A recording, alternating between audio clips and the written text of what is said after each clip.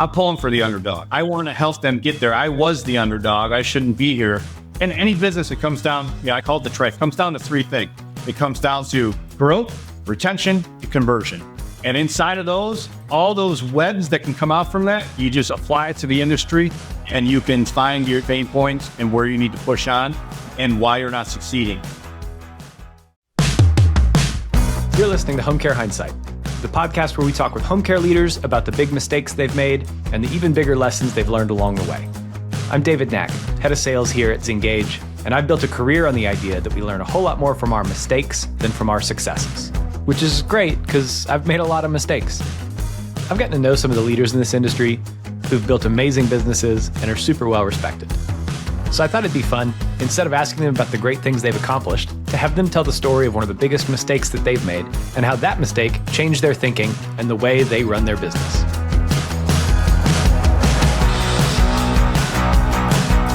All right, another episode of Home Care Hindsight. Today with me on the show, I have Chris Trempe. Chris, welcome to the show. Thanks for giving me the time to be here. Yeah, absolutely. For people who don't know you, how would you introduce yourself? I am the President and CLO of SwyftOps, which is an operating system in the home care space. We have been in business for roughly over 5 years. I was their first employee and really enjoy working with startups, got into the home care industry, and I'm just loving it. So we've seen extreme growth. We've expanded out, and we've met some folks like yourself, and really excited to be here today. Yeah, well, congrats on the growth. One thing that stands out to me is you guys have a really significant commitment to customer service and customer success. And so, share a little bit about how you guys interact with your customers once they come on board. Well, when we stepped into the space, what's challenging, right? There's probably 70, 75 different softwares, and you're always starting out. You want to be in that top five. We took a holistic approach to look and say, what is the biggest issue that's out there? And screaming, it was support. So the first thing that we did when we created the company outside of the software and the features was we need to be the only ones with live 24/7 support. So that's what we do by email, by phone, by chat. We do this all out of Wichita, Kansas, and that's where we're headquartered at. And it has been really our calling card. That is what made us stand out and people that take a chance on us. Yep. And those people that took a chance then started referring, and it built our pipeline. But that, as well as live training and the partnership that we do with our subscribers, rather than just being a vendor, it made a big difference. Well, we need more vendors in the space who are really committed to their customers and to a great level of customer support and customer success. Now for something completely different, I always ask the question, what kind of person are you? I want to immediately get at the thing that is either surprising or unexpected in a person and kind of get to the core of who they are. And so what's a childhood fear that you still have as an adult?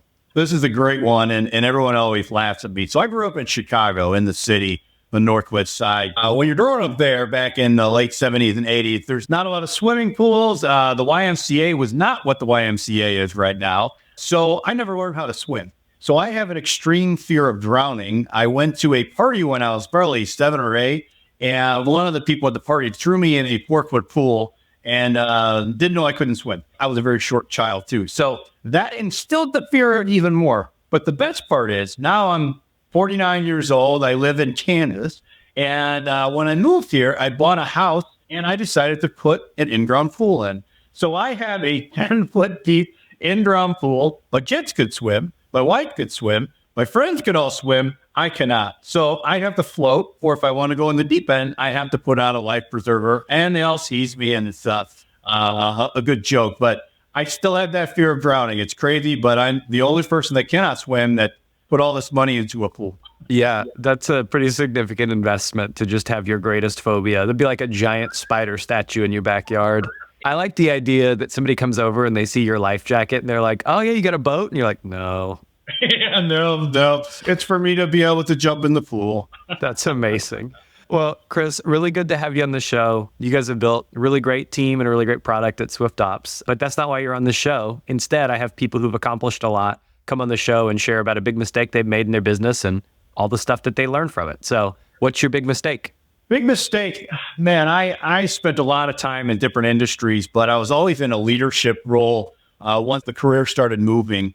And you get in, you don't really realize the intricacies of people. When they're your coworkers or your peers, it's completely different than when you're leading them. And the biggest mistake that I had is is assuming that everyone cares about what they do as much as you do. And sadly, I quickly realized that there are what I would call a worker bee, and there's nothing wrong with being a worker bee. Someone that comes in, likes their job, likes their paycheck, not what they want to do for their career, but it's tying the needs together. Or maybe they just have no desire to be a manager, a leader, or any kind of focal.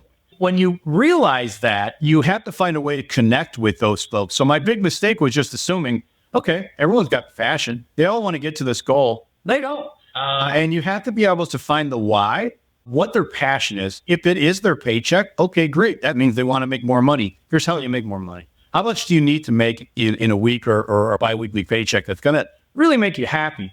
And if I can make that happen for you in 6 months to a year, will you buy into what we're doing? There's others. I've sat across people that have said straight out to me, once I learned this, I kind of had a process. I'd go in and ask people, what do you want? What do you want from me? And I did have one time where someone directly said to me, I should have your job. They should not have hired you. I should be sitting where you are. So early in my career, that would have been a big mistake. I would have taken offense to that. That would have sat poorly with me. As you go through this and learn, you got to figure out the why. Their why. So I love that. And that person, I said, okay, I will get you there. So if you trusted me and you believe in me, we'll get there. We did. When I did get moved up in that company, it eventually moved on. That person replaced me twice. So that's the biggest thing. And unfortunately, it took me a couple of years to realize that is clear communication, transparency is going to drive all of that. Whether they have passion for it or not, they want to know what the heck you're doing and why. Too many times people hide the why as a leader, and that why is going to connect to what's their why. So they know that Chris is here to drive some sort of product or not just some company jargon, but here's why we're trying to get it there and what it's going to do for us. Maybe it's extra revenue to be able to pay more, to be able to buy a better system or whatever it is. You're going to get more out of that, and they're going to be honest with you, tell you if they think it's not a good idea or the problems they foresee. So once I figured that out, I became someone that would be able to go into troubled areas and really figure out quickly why they were struggling and then connect with the people, reorganize it, and go. Yeah. I'm thinking about this through the lens of our audience, and there's probably kind of two different buckets of worker bees that they're going to interact with. And the first is most caregivers get into it because they're caregivers already, and now there's a job that pays them to be a caregiver too. And so there is kind of a baseline level of like buy-in and passion in a lot of caregivers, but we know that there's still a lot of inconsistency, that there's still a lot of times where we depend on someone to take a shift or do XYZ work and it doesn't get done. And so, when you talk to owners, what are some of your advice, your tips on how to get to buy in better to, the work of the agency and really being consistent on the little things? Yeah, the biggest thing that I see, and I used to give this kind of spiel a lot, is that you have to run your business, right? You can't let your employees control your business. That doesn't mean you're a dictator. That doesn't mean that you're screaming and yelling. That means that you have to be, once again, transparent with the plan you're trying to do and treat people as if they are your partner, right? They're not your employee, they're your partner in this. So the advice that we give folks would be in terms of caregivers, make sure they understand why you're taking certain client business, why you need them to be with certain clients, where they need to go, the open ship aspect, the overflow that you can't fill, and especially technology, right? So I'm from SwyftOps, I'm from technology. Too many times I hear this excuse. Well, my caregivers won't use it. You're the owner. You dictate whether they use it or not. And some people, they don't agree with when I say that, right? But that is the truth. You can get there if you have the right software or right technology in place where it customizes to the user, but it really is a conversation. Be transparent, right? This is why I need you to do this, and here's why. Here's the abilities you gain from this. And the caregiver, would you want to know how many hours you're going to get paid for? Don't you want to know that up front? Do you want to have the ability to have daily pay? I can't do that if you're on paper, right? So there's just a lot of things they can do with caregivers there to communicate the difference in the value, incentives as well, right? So from your world, if they know that they are appreciated for showing up on time and being reliable, those are the people that get overlooked. Those are the people that lose their pizzazz because they see all the attention going to the C players, the people who cause the problems and complain, because that's where your attention goes.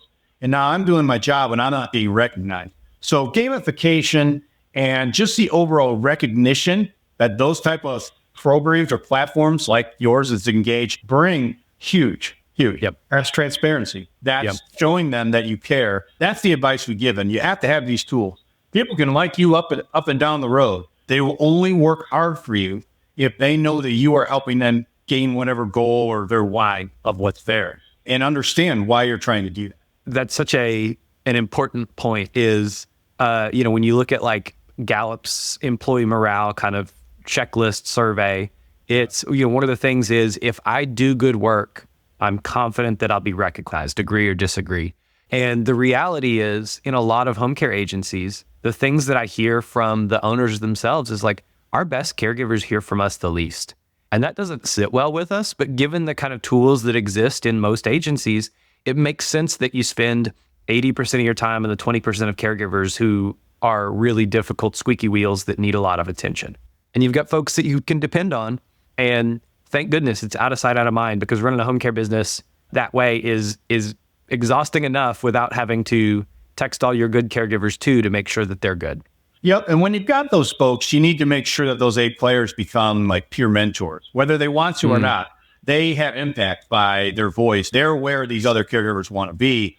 And if you can get them to take on a little additional responsibility in terms of just sharing kind of a buy-in, sharing insight into how they attack their job, how they connect with the client, how do they handle when they are sent to a client that maybe there's not a love connection. What the conversation with you as the owner to solve that problem or with the client? Those things, you have to use the people and their skills, and that builds the team. That gets you more caregivers. That gets you referrals to get more caregivers and such as well. So many times we hear, I can't get any caregivers. Something's off in that aspect if you're recruiting and you can't get any, right? It could be you don't have any business, but transparency doesn't mean you say, hey, I have no clients. Transparency can be, we're a growing business and we can bring you in and we want to schedule you for 35 to 40 hours, XYZ, and we're going to match you to a certain client, upsell your business. So there's an art to it. Yeah. Yep. Totally makes sense. And then, when you think about the owners that you've worked with and their back office teams, what have you seen work well? What are some of the challenges of a scheduler, a recruiter, an HR manager, making sure that they are not just stuck in worker bee territory, but are moving along to having this kind of owner mindset? Owner mindset's huge. Use a system. And if you have a system, stop trying to put your manual processes in it around it, right? Use what the system gives you, because I guarantee you, whatever platform it is better than what you're doing manually, whether you believe that or not. That's probably unpopular to say, but we get people that are on paper or come over from a older software with a very antiquated way of doing things.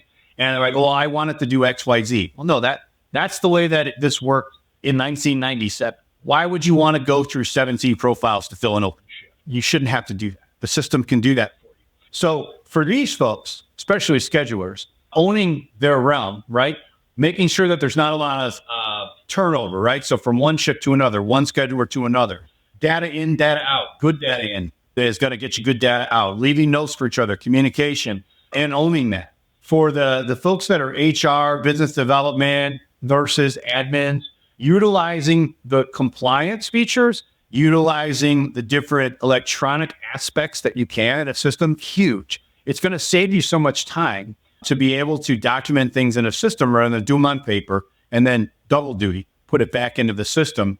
But communicating to the owner or to the team, whatever it is, as to what you're accomplishing on a weekly basis or a biweekly basis, whatever that cadence is important. There's human nature that everyone thinks that they work harder than the other person. I don't know what David's doing over there, but I'm busting my butt over here. And that couldn't be further from the truth, because you said it earlier. The people who are the A players aren't talking about it. They're not out there boasting and saying, oh, I completed 79 tests, right? So a lot of times you have to have some sort of checkpoint or a meeting where it's just a communication of, hey, what'd you accomplish that you're proud of this week?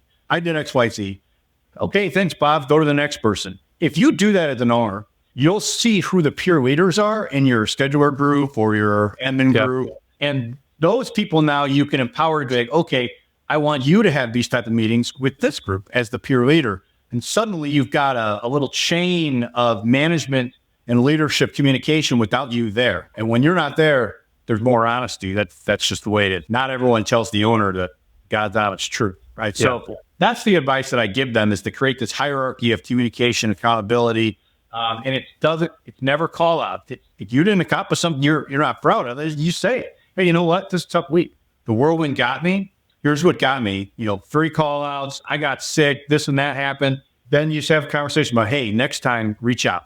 We want to help. We want to get you your goal. It's all about that communication, that camaraderie. Yeah.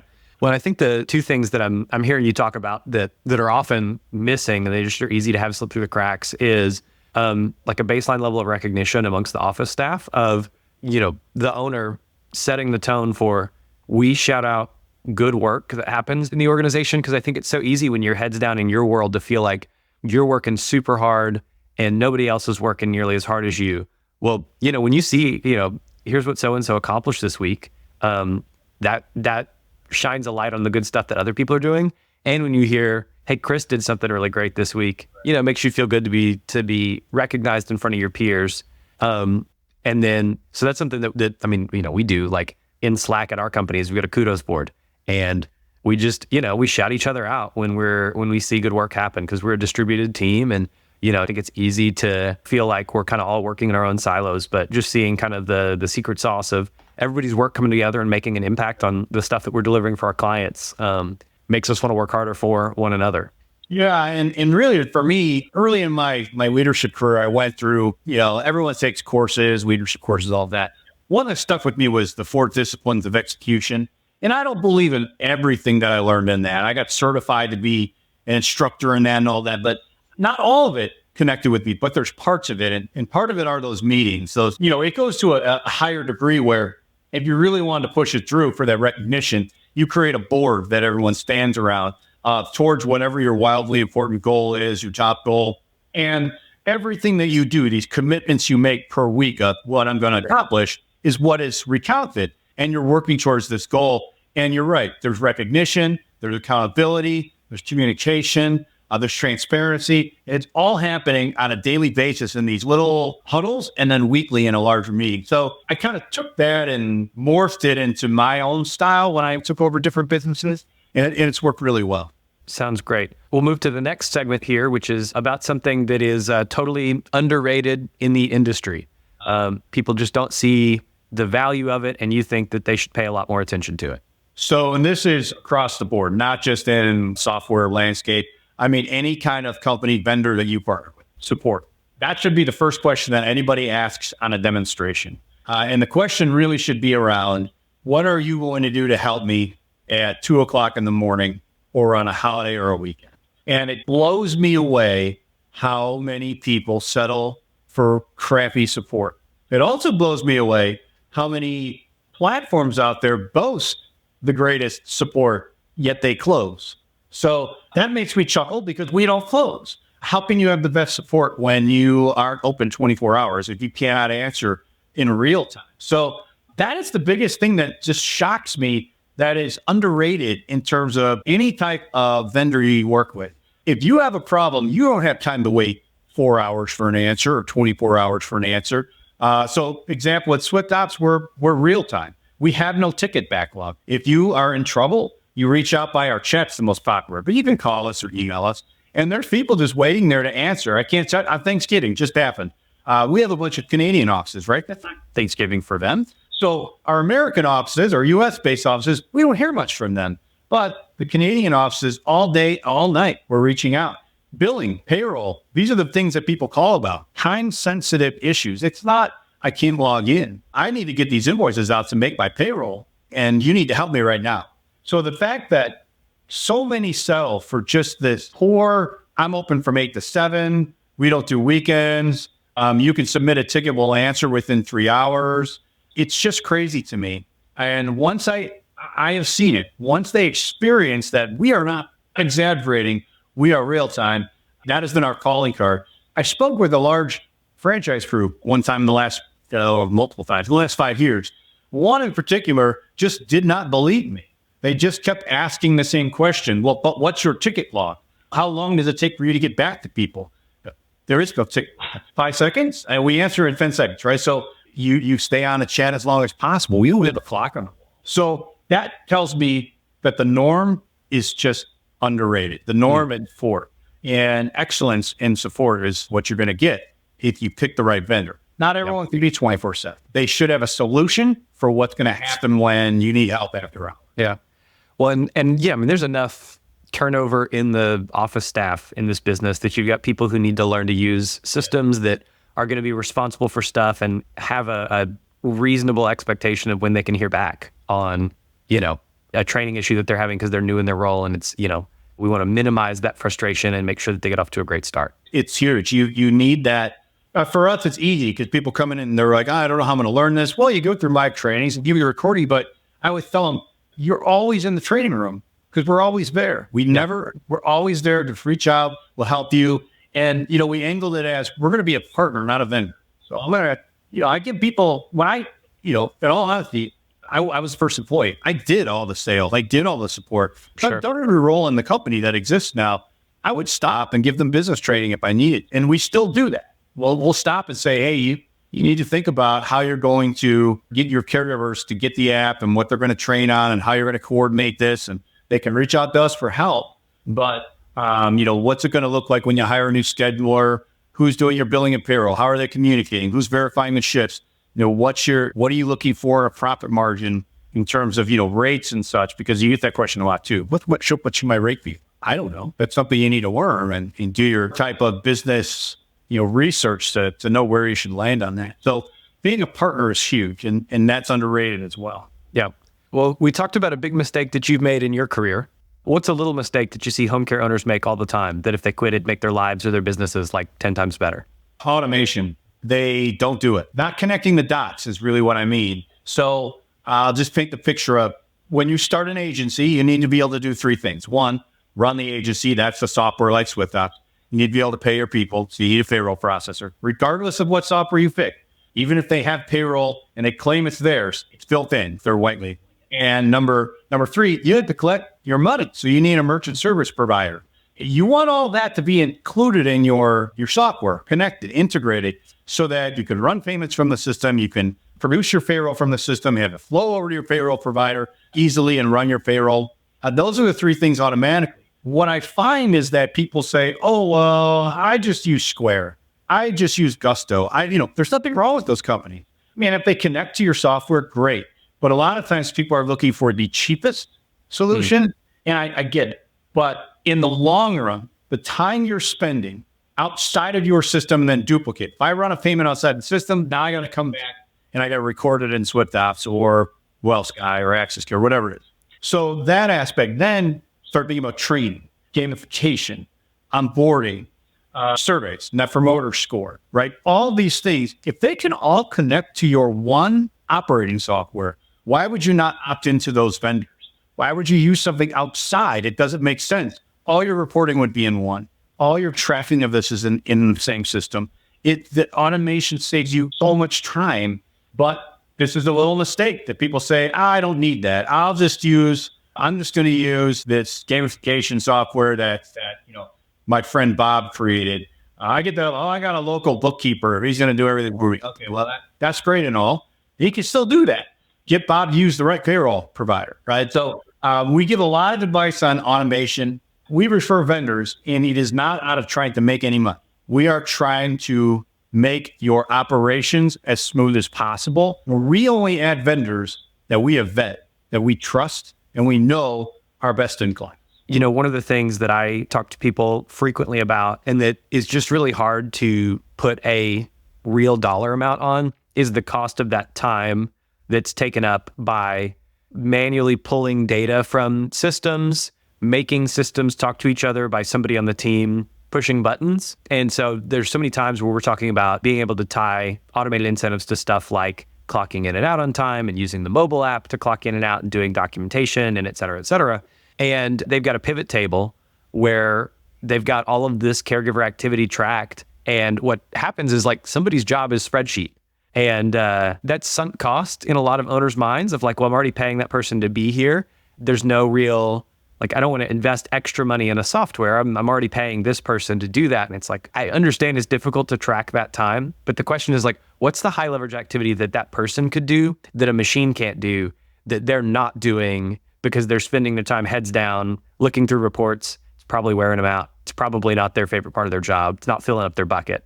Yeah, and then, there might be an aspect where that person has a different skill set you could apply elsewhere, or maybe they don't. I mean, that is salary, or that is, labor costs that you can save because you're just wasting it on kind of an old school mentality. But having that information in the system and trusting your software that they are choosing vendors. Some softwares, I don't have anything. I'm a friendly competitor, allow any vendor to connect to their software. We don't do that. We are very particular because we want our subscribers to know that they could trust us, that we have done the right thing and chosen the right vendors to be a part of this.